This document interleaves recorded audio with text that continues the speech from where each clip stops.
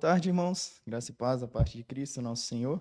Eu sou Vinícius, tenho 20 anos e sou membro aqui da Primeira Igreja Batista. E atualmente eu sou estudante no Instituto Bíblico Peniel, da Missão Novas Tribos do Brasil, que tem como objetivo treinar missionários para o campo missionário. Então, estou estudando lá e completei um ano, agora em julho, e partirei para o meu terceiro semestre, neste próximo semestre que começa em agosto. E estou aqui para compartilhar um pouco da palavra de Deus com os irmãos e gostaria de meditar com os irmãos no livro de Efésios. Estudaremos um pouco sobre o que Paulo trata aqui neste livro, sobre os temas teológicos que ele traz para a nossa reflexão, e gostaria de tratar sobre um tema bem interessante que ele traz, um viver para a glória de Deus. Este é o tema da nossa mensagem de hoje e gostaria que os irmãos estivessem aqui comigo refletindo. Ok?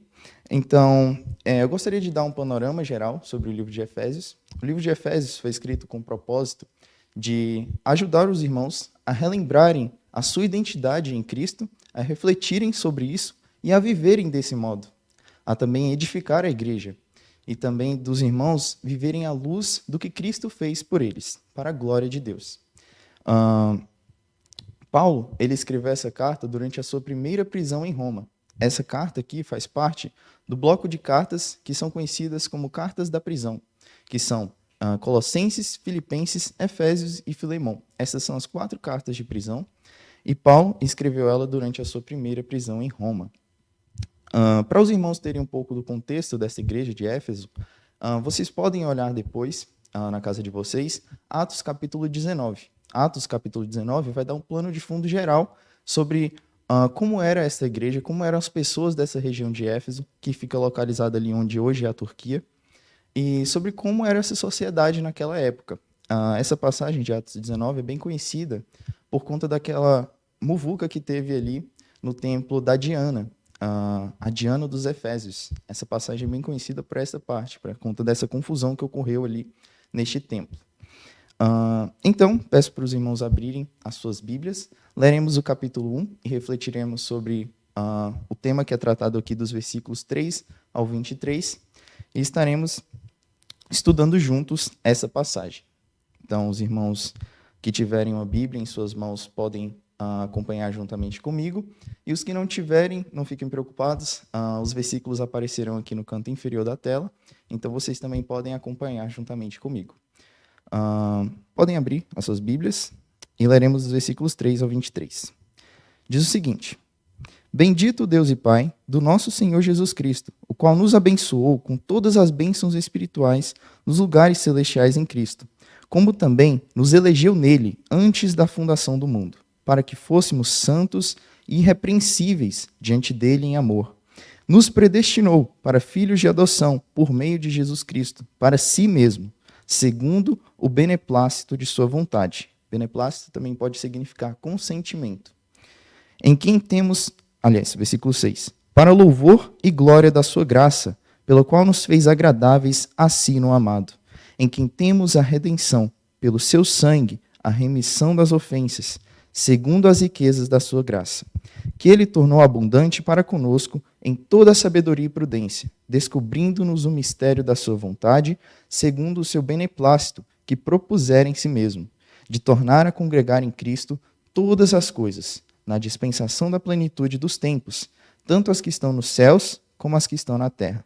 Nele, digo, em quem também fomos feitos herança, havendo sido predestinados conforme o propósito daquele que faz todas as coisas, segundo o conselho da sua vontade, com o fim de sermos para louvor da sua glória, nós, os que primeiro esperamos em Cristo, em quem também vós estáis, depois que ouvistes a palavra da verdade, o evangelho da vossa salvação, e tendo nele também crido, fostes selados com o Espírito da promessa, o qual é o penhor da nossa herança, para a redenção da possessão de Deus, para o louvor da sua glória. Versículo 15. Pelo que também, ouvindo eu, a fé que entre vós há no Senhor Jesus, e o vosso amor para com todos os santos, não cesso de dar graças a Deus por vós, lembrando-me de vós nas minhas orações, para que o Deus de nosso Senhor Jesus Cristo, o Pai da glória, vos dê em todo conhecimento o espírito de sabedoria e de revelação, tendo iluminados os vossos olhos do entendimento, para que saibais qual seja a esperança da sua vocação e quais as riquezas da glória da sua herança nos santos. E qual a sobreexcelente grandeza do seu poder sobre nós, os que cremos, segundo a operação da força do seu poder, que manifestou em Cristo, ressuscitando dos mortos e pondo à sua direita nos céus, acima de todo principado, poder, potestade, domínio e de todo nome que se nomeia, não só neste século, mas também no vindouro. E sujeitou todas as coisas a seus pés, e sobre todas as coisas o constituiu como cabeça da igreja, que é o seu corpo, a plenitude daquele que cumpre tudo em todos. Convido os irmãos a orarem juntamente comigo. Senhor, obrigado, Deus, pelo privilégio que temos de aprender da Tua palavra. Obrigado, Deus, por essa oportunidade de podermos aprender mais a Tua palavra e de poder pôr ela em prática em nossas vidas, ó Deus. Nos ajude para que venhamos aprender aqui, não fique somente em nossas mentes, mas que venhamos guardar em nossos corações e pôr em prática em nossas vidas. Que vivamos, ó Pai, à luz da Tua verdade, para o louvor da Tua glória. Nos abençoe neste momento de meditação e nos ajude a compreender a Tua palavra por meio do Teu Santo Espírito. Em nome de Jesus. Amém. Para melhor compreensão do texto, vamos dividir ele em 3 partes. O tema central deste texto Paulo ele traz à nossa memória as bênçãos espirituais que temos em Cristo. Ele também mostra a obra redentora de Cristo e como Cristo é o exaltado sobre todo nome. Cristo merece toda a glória. E percebam bem que tem 3 expressões, aliás, 3 frases que se repetem aqui no texto. Para o louvor da sua glória. Essa frase é a frase central neste texto e mostra o objetivo ao qual Deus nos deu todas as bênçãos espirituais em Cristo. Ele deu a salvação a nós e pelo motivo que ele resgatou. Esta frase aqui é o motivo pelo qual Deus nos resgatou, para o louvor da sua glória. Como eu falei, vamos dividir o texto para a gente entender um pouco melhor. Dos versículos 3 ao 6, veremos Paulo falando aqui sobre as bênçãos que temos em Cristo, sobre a redenção que temos em Cristo e sobre o motivo ao qual Deus nos deu todas essas bênçãos. Versículo 3. Bendito Deus e Pai de nosso Senhor Jesus Cristo, o qual nos abençoou com todas as bênçãos espirituais nos lugares celestiais em Cristo. Paulo começa exaltando o Senhor pelas bênçãos que ele deu a todos os santos que agora estão em Cristo. Senhor nos derramou abundantemente todas as bênçãos celestiais. E perceba, são bênçãos espirituais, não materiais. Então não ache que se você seguir a Deus, você vai ficar rico materialmente. Você vai ser rico espiritualmente. O Senhor, ele derramou abundantemente todas as bênçãos espirituais em Cristo sobre nossas vidas. E aqui é revelado uma das características de Deus. O Senhor, ele não tem medida sobre seu povo. O Senhor derrama abundantemente a sua misericórdia e graça sobre aqueles que buscam o Senhor, sobre aqueles que estão com Deus. O Senhor é bondoso, ele é misericordioso e ele derrama todas as bênçãos espirituais sobre a vida daqueles que temem a ele. Paulo continua dizendo, como também nos elegeu nele antes da fundação do mundo, para que fôssemos santos e irrepreensíveis diante dele em amor. O Senhor nos elegeu nele não para vivermos uma vida em pecado, mas para que fôssemos santos e irrepreensíveis diante do Senhor em amor. Devemos viver de modo digno do Senhor, andando de modo santo e irrepreensível, não vivendo à luz da vida que tínhamos antes de conhecer a Cristo, mas agora vivendo como uma nova criatura, feita em Cristo para a glória de Deus. Devemos viver de modo santo e a nossa conduta deve ser irrepreensível, para que o Senhor seja glorificado em nossa vida. Ele nos predestinou para filhos de adoção por Jesus Cristo. Para quê? Para si mesmo, segundo o consentimento da sua vontade. O Senhor se agradou em nos chamar a Cristo para Ele mesmo.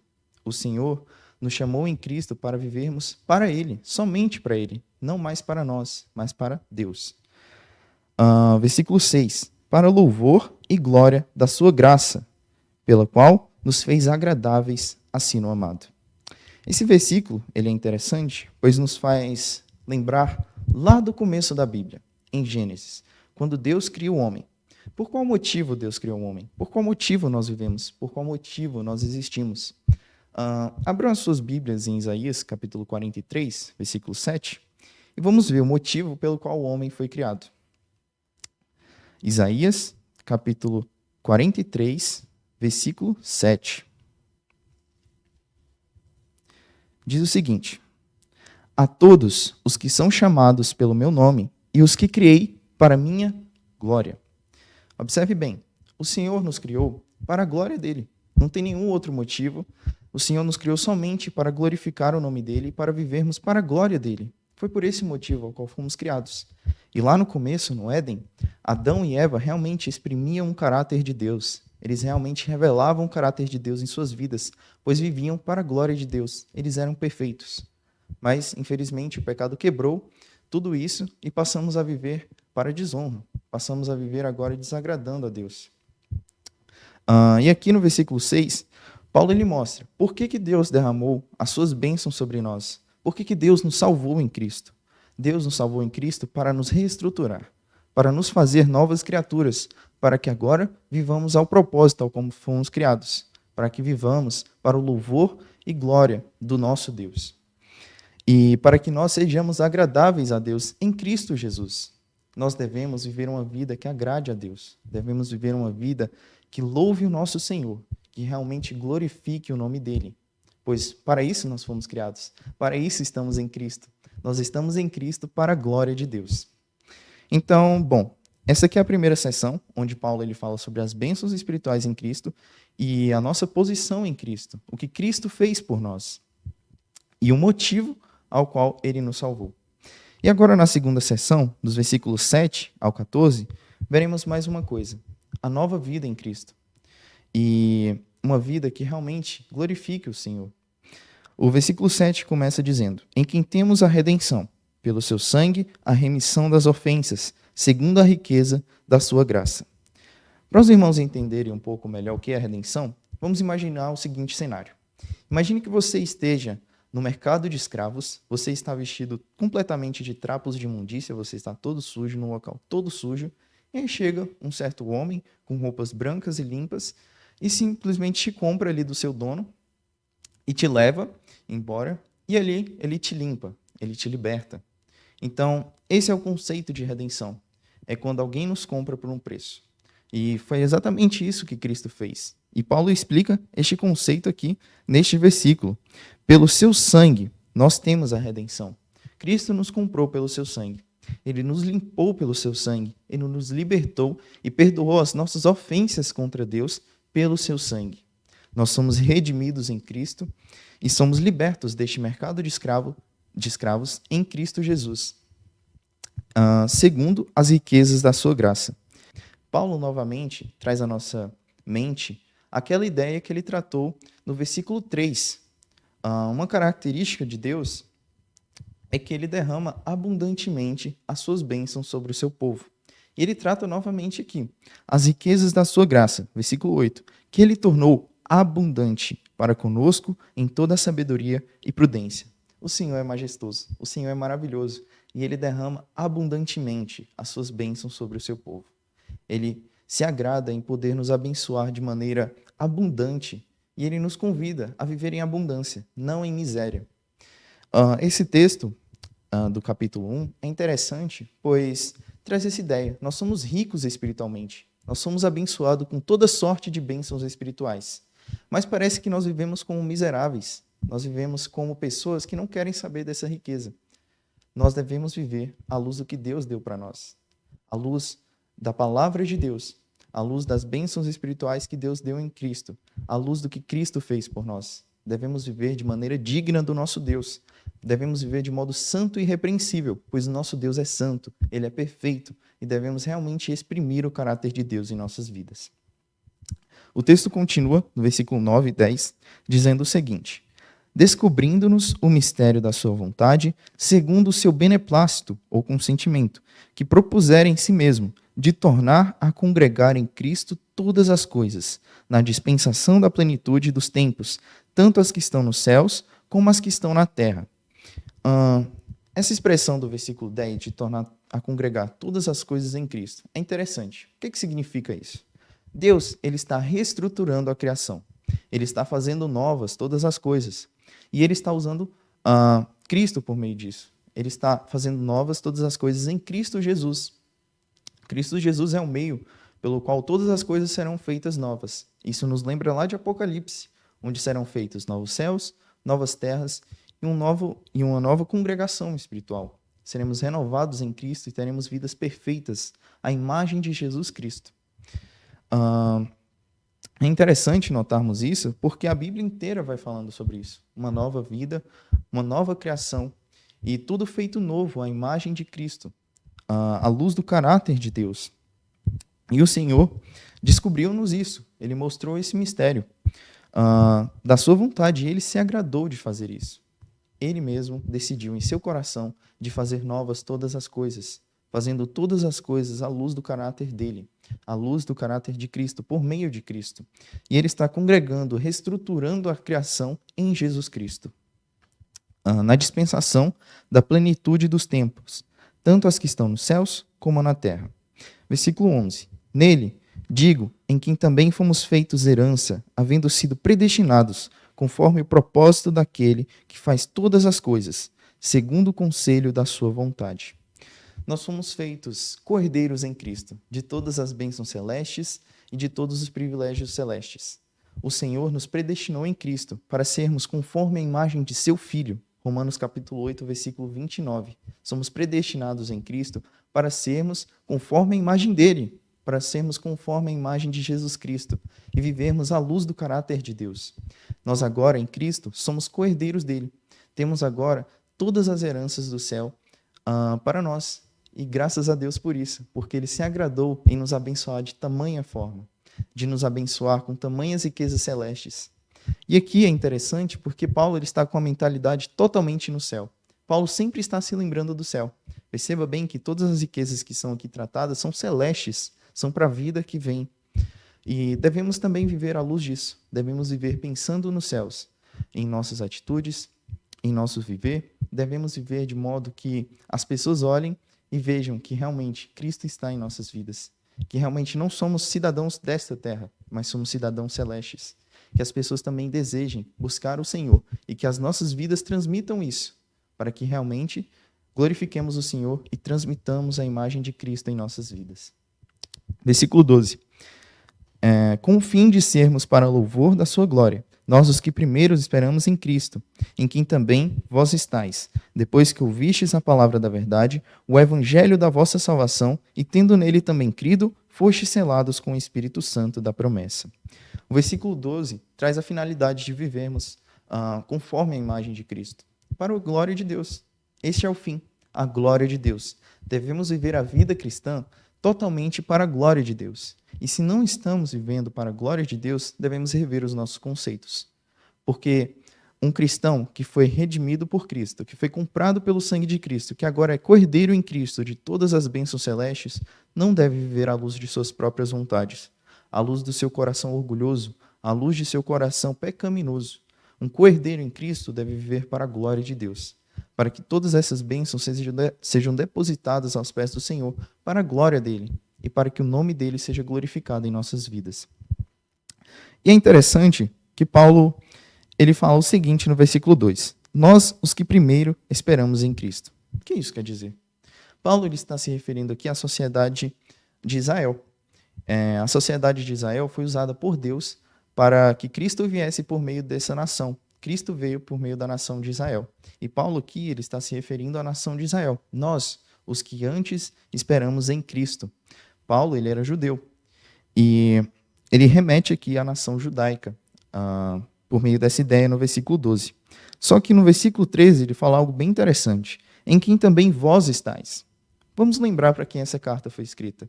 Essa carta foi escrita para os irmãos gentios da igreja de Éfeso. Gentios significa que são aqueles que não são judeus. Então, qualquer pessoa de outra nação que não seja judaica é um gentio. Então, vocês que também estão esperando em Cristo, vocês também devem viver para o louvor da glória de Deus. Isso é interessante, porque aqui mostra que Deus ele se agrada que qualquer pessoa, em qualquer nação, tema o nome dele e que realmente viva para a glória de Deus. Então, os irmãos gentios também estão inclusos na igreja, os judeus também, e todos devem viver juntamente, em união, para a glória do nosso Senhor. Porque Deus, ele comprou a todos por um precioso preço. Foi o sangue de Jesus Cristo. E nós devemos viver à luz disso, para louvor da glória de Deus. E mais um detalhe nesse texto é que o Espírito Santo, o Filho, Jesus Cristo, e Deus trabalham juntos. Este texto revela o caráter trino de Deus, revela a Trindade Santa. O Pai, o Filho e o Espírito Santo. Vemos no começo do texto o agir de Deus. Paulo ele louva a Deus Pai. Nós vemos aqui a obra de Cristo por meio de Deus Pai. Vemos que Cristo nos comprou e nos redimiu pelo seu precioso sangue. E agora vemos aqui o agir do Espírito, que nos cela e que agora é o penhor das nossas heranças. O Espírito Santo também age em nossas vidas. Então, se alguém vier dizendo que Jesus não é Deus, mostre esse texto. Se alguém vier dizendo que o Espírito Santo não é Deus, mostre esse texto também. Deus, ele é 3 em 1. A Trindade Santa. Pai, Filho e Espírito Santo. Deus é um só. Só existe um Deus, mas que se revela e se manifesta em 3 pessoas distintas na Trindade. O versículo 14 continua falando sobre o Espírito Santo, o qual é o penhor da nossa herança, para a redenção da possessão de Deus, para o louvor da sua glória. Novamente, nós fomos selados em Jesus Cristo, pelo Espírito Santo, para o louvor da glória de Deus. Estamos agora sendo co-herdeiros em Cristo Jesus para o louvor da glória do nosso Deus. Então, irmãos, selados no Espírito Santo, remidos por Jesus Cristo e vivendo para a glória de Deus, nós devemos realmente ter uma vida digna no nosso Senhor. Devemos realmente fazer jus ao que Deus fez por nós. Devemos realmente viver uma vida séria e compromissada, de modo santo e irrepreensível, para a glória do nosso Deus. Continuando o texto, versículo 15, diz o seguinte: pelo que, ouvindo eu também a fé que entre vós há no Senhor Jesus e o vosso amor para com todos os santos, não cesso de dar graças a Deus por vós, lembrando-me de vós nas minhas orações, para que o Deus de nosso Senhor Jesus Cristo, o Pai da glória, vos dê em seu conhecimento o espírito de sabedoria e revelação, tendo iluminados os olhos do vosso entendimento, para que saibais qual seja a esperança da sua vocação e quais as riquezas da glória na sua herança nos santos, e qual a sobreexcelente grandeza do seu poder sobre nós, os que cremos, segundo a operação da força do seu poder, que manifestou em Cristo, ressuscitando dos mortos e pondo à sua direita nos céus, acima de todo principado, poder, potestade, domínio e de todo nome que se nomeia, não só neste século, mas também no vindouro. E sujeitou todas as coisas a seus pés, e sobre todas as coisas o constituiu como cabeça da igreja, que é o seu corpo, a plenitude daquele que cumpre tudo em todos. Paulo ele trata sobre outro tema aqui agora, sobre a soberania e a supremacia de Cristo sobre todas as coisas. Ele também trata sobre como devemos nos portar perante isso. E Paulo também faz uma oração pelos irmãos aqui. E essa oração está contida nos primeiros versículos, onde ele é grato por ver os irmãos crescendo na fé e no amor para com os outros. E ele pede a Deus para que continue abençoando os irmãos nisso, para que os irmãos continuem crescendo no conhecimento de Deus, para que os irmãos continuem crescendo na graça de Deus, para que os olhos deles sejam iluminados de todo entendimento, para que eles tenham em mente qual a esperança que eles têm em Cristo e qual é a riqueza e a herança que eles têm em Jesus Cristo. Observe o versículo 17 e 18. Para que o Deus de nosso Senhor Jesus Cristo, o Pai da glória, vos dê em seu conhecimento o espírito de sabedoria e de revelação, tendo iluminados os vossos olhos de entendimento, para que saibais qual seja a esperança da sua vocação e quais as riquezas da glória da sua herança nos santos. Irmãos, no conceito oriental sobre o que é sabedoria, não é como nós entendemos aqui no Ocidente. No Ocidente, para a gente, conhecimento é você ter conhecimento para agradar outras pessoas. Por exemplo, você às vezes não consegue um emprego se você não tiver uma faculdade. Então, aqui no Ocidente, o conhecimento é tratado como tudo. Se você tiver conhecimento, você é alguém na vida. Mas no conceito oriental, onde Israel ele se encontra, e Paulo, que é israelita, está escrevendo, o conceito de sabedoria e conhecimento é um pouco diferente. Para eles, se você tiver conhecimento, você também tem que aplicá-lo em sua vida. Você tem que viver aquilo que você conhece. Então, Paulo está desejando que os irmãos não apenas conheçam, mas que eles também vivam aquilo que eles conhecem. E logo mais, no versículo 18, ele vai falando sobre as riquezas que temos em Cristo e sobre a esperança que temos em Cristo. Então, os irmãos não deveriam somente conhecer aquilo, eles também deveriam viver à luz daquilo. Eles deveriam viver à luz da esperança que eles têm em Cristo. Eles deveriam viver à luz das riquezas da glória e da herança que temos em Jesus Cristo. Então, irmãos, todos nós devemos viver à luz disso, repletos de conhecimento, mas não um conhecimento que só fica aqui para a gente agradar outras pessoas, mas um conhecimento que é aplicado em nossas vidas, que vivemos à luz do que temos em Cristo, a esperança em Jesus Cristo, as riquezas da sua glória e a herança nos santos em Jesus Cristo. Ele continua falando sobre a excelente grandeza do poder de Cristo em nossas vidas também, no versículo 19. E qual a sobreexcelente grandeza do seu poder sobre nós, os que cremos, segundo a operação da força do seu poder, que manifestou em Cristo, ressuscitando dos mortos e pondo à sua direita nos céus, acima de todo principado, poder, potestade, domínio e todo nome que se nomeia, não só neste século, mas também no vindouro. Paulo ele continua falando sobre a supremacia de Cristo, a soberania de Cristo e a sua majestade.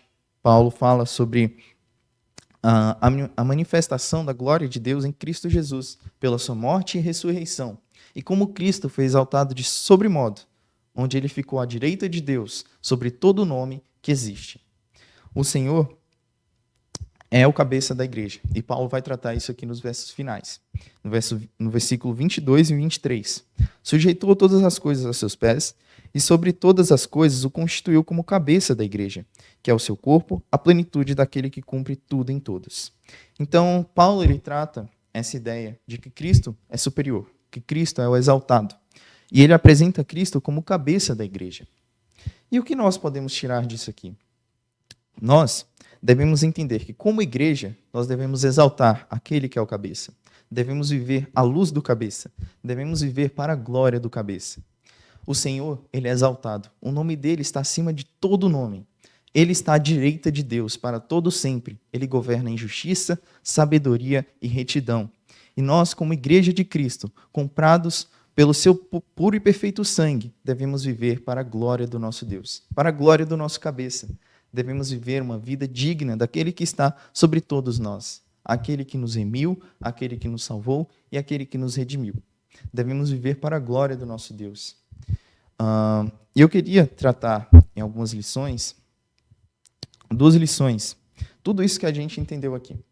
Nós vimos que Deus ele nos preencheu com todas as bênçãos espirituais. Ele deu todas as bênçãos espirituais em Cristo para nós. E tudo isso para que vivamos para a glória dele. Nós vimos também que o nosso proceder em Cristo deve ser santo e irrepreensível. Deve ser santo e irrepreensível diante de Deus. A nossa vida deve ser realmente digna do nosso Senhor, que nos comprou e nos remiu de todas as nossas ofensas. A nossa vida deve ser para a glória daquele que é o cabeça. E nós devemos realmente conhecer tudo isso, conhecer todas as bênçãos que temos em Cristo, conhecer o que Cristo fez por nós e viver realmente uma vida digna disso. E eu queria trazer 2 lições para que nós possamos entender melhor e praticar isso em nossas vidas. A primeira lição é que o pecado ele nos impede de viver para a glória de Deus. Observem o versículo 7. E uma palavrinha bem curiosa aqui. Versículo 7. Em quem temos a redenção pelo seu sangue, a remissão das ofensas. Perceba bem essa palavra. Quando nós pecamos contra Deus, nós estamos ofendendo o caráter santo dele. Fomos criados à imagem de Deus e o pecado quebrou essa imagem. E nós estamos ofendendo o caráter santo de Deus por conta de nossos pecados. O nosso pecado impede-nos de vivermos para a glória de Deus. E o pecado está contido, enraizado dentro do nosso coração. O pecado está enraizado aqui dentro. E nós, muitas vezes, nos pegamos desejando viver à luz das nossas próprias vontades. A Bíblia fala que o nosso coração é enganoso, o nosso coração é desesperadamente corrupto. E nós realmente, muitas vezes, nos deixamos enganar pelo nosso coração. Nós, ao invés de lembrarmos do que temos em Cristo, preferimos buscar coisas que nós julgamos ser melhores. Julgamos ser algo muito melhor do que as bênçãos espirituais em Cristo. Nós preferimos viver buscando prazeres, preferimos viver buscando as nossas próprias vontades, preferimos viver fazendo aquilo que nos agrada, do que viver de modo digno do Senhor, do que viver realmente para a glória de Deus. Nós não podemos viver assim. Vou pedir aos irmãos que abram as suas Bíblias em Isaías, capítulo 59, versículo 2. Isaías 59, 2. Diz o seguinte: as vossas iniquidades fazem divisão entre vós e o vosso Deus, e os vossos pecados encobrem o seu rosto de vós. Os nossos pecados fazem separação entre nós e o nosso Deus. E nós, por conta do nosso pecado, não podemos viver para a glória de Deus. Se continuarmos uma vida buscando os nossos próprios desejos, os nossos próprios prazeres e vivendo uma vida pecaminosa, nós nunca vamos glorificar a Deus. Porque o Senhor não se agrada do pecado. O Senhor não se agrada da injustiça. Os nossos pecados fazem separação entre nós e o nosso Deus. Então, à luz disso, o que nós devemos fazer? O que nós devemos fazer para vivermos uma vida que agrada a Deus? Em Jesus Cristo, e agora indo para a segunda lição, em Jesus Cristo nós realmente podemos viver uma vida que agrada a Deus. Jesus Cristo nos comprou por um alto e bom preço. O preço foi o sangue dele. Ele derramou o sangue dele naquela cruz para nos comprar e nos livrar do mercado de escravos, para que agora vivamos uma vida digna dele, uma vida digna de Deus. Cristo, ele foi aquele que viveu uma vida perfeita. Como homem aqui na terra, ele viveu de modo perfeito e como o homem foi criado para viver. Uma vida santa, reta, justa e sem pecado. Uma vida em obediência a Deus. Cristo, ele realmente viveu de modo digno do Senhor. E o Senhor ainda testifica disso lá no ato de batismo de Jesus. Este é meu Filho amado, em quem eu me agrado. O Senhor nos redimiu em Cristo para que fôssemos agradáveis a Ele. Lembra lá do versículo 6? Que nós fomos feitos para sermos agradáveis no amado? Deus, ele nos fez para a glória dele. E em Jesus Cristo nós podemos reencontrar esse significado, que foi quebrado por conta do pecado. Por conta do pecado, nós nos afastamos de Deus. Nós agora não podemos viver uma vida para agradar a Deus, mas em Cristo. Se vivermos uma vida em comunhão com Cristo, se vivermos uma vida realmente regenerada e transformada em Cristo, somos reestruturados. Podemos viver agora uma vida que agrada a Deus, uma vida digna daquele que nos salvou e derramou abundantemente as suas bênçãos espirituais sobre nós. Uma vida digna daquele que nos resgatou e nos predestinou para sermos conformes à imagem do Filho dele. Uma vida digna daquele que está selado e que nos garante o penhor dos céus, que nos garante a herança nos céus, o Espírito Santo. Devemos viver uma vida em Cristo, digna do Senhor. E Jesus Cristo pode realmente transformar as nossas vidas e nos fazer viver uma vida digna do Senhor. Irmãos, por fim, quero fazer uma pergunta e peço que os irmãos pensem sobre isso e reflitam se realmente ficaremos nessa situação, uma vida que não agrada a Deus e de modo que não condiz com o que temos em Cristo. A pergunta é a seguinte: qual será a nossa decisão acerca de tudo isso que ouvimos e vimos aqui? Nós realmente continuaremos vivendo à luz dos nossos desejos ou viveremos uma vida que agrade a Deus, uma vida digna do Senhor? Os nossos modos de viver estão realmente condizendo com aquilo que temos em Cristo? A nossa maneira de viver está realmente em acordo com o que Deus quer de nós? Lembre-se bem, Deus, ele criou a gente para a glória dele. Ele criou o homem para a glória dele. Deus quer que nós, crentes em Cristo Jesus, santos, regenerados em Cristo, vivamos para a glória dele. Deus, ele nos deu as bênçãos espirituais, ele nos deu tantos privilégios em Cristo, somente para o louvor da sua glória. E nós estamos realmente vivendo para a glória de Deus? As nossas atitudes estão glorificando a Deus? O que temos em Cristo, estamos vivendo à luz disso para a glória de Deus? Ou estamos usando o que Cristo nos deu para desonrá-lo? Ou estamos usando o que Cristo nos deu para vivermos à luz de nossos próprios prazeres e do nosso próprio coração enganoso e pecaminoso? Estamos vivendo realmente de acordo com aquilo que Cristo nos chamou para ser? A imagem e semelhança dele? nós estamos realmente vivendo para o louvor e glória do nosso Deus? Irmãos, pensem bem. E que a nossa vida, que o nosso viver seja para a glória do Senhor. Que o nosso viver realmente esteja em consentimento com aquilo que Deus nos deu, os privilégios e bênçãos espirituais em Cristo. Que as nossas vidas realmente sejam para a glória de Deus e edificação da igreja. Que as nossas vidas sejam um testemunho vivo do que Cristo fez por nós, das bênçãos que temos em Cristo e de que precisamos realmente agradar a Deus em nossas vidas. Que Deus os abençoe. Este era o estudo de hoje. E que o Senhor nos abençoe com a sua palavra. E que isso não fique somente em nosso conhecimento, mas que também ponhamos em prática em nossas vidas. Que Deus os abençoe. Eu os convido a orar mais uma vez. E peço que os irmãos fechem os olhos para que oremos. Senhor, obrigado pela tua maravilhosa e majestosa palavra, que muito falou aos nossos corações, Senhor. Nos ajude para que nós quebrantemos realmente os nossos corações e que vivamos uma vida que glorifique o Senhor, ó Deus. Pois o Senhor nos deu tantas bênçãos e privilégios espirituais em Cristo, para que vivamos tão somente para o louvor da tua glória. Que o Senhor nos ajude a viver de modo digno do Senhor e que realmente o nosso viver e nossa caminhada com o Senhor glorifique o teu nome, ó Pai. Nos ajude para que vivamos para a tua glória e nos abençoe em Cristo Jesus. Abençoe também os irmãos que estão assistindo essa live e cuide de cada um deles, ajudando-os em seus problemas, em suas vidas, e que o Senhor cuide da vida de cada um, ó Pai. Muito obrigado, ó Deus. Nos abençoe em Cristo e em nome de Jesus. Amém. Deus abençoe, irmãos.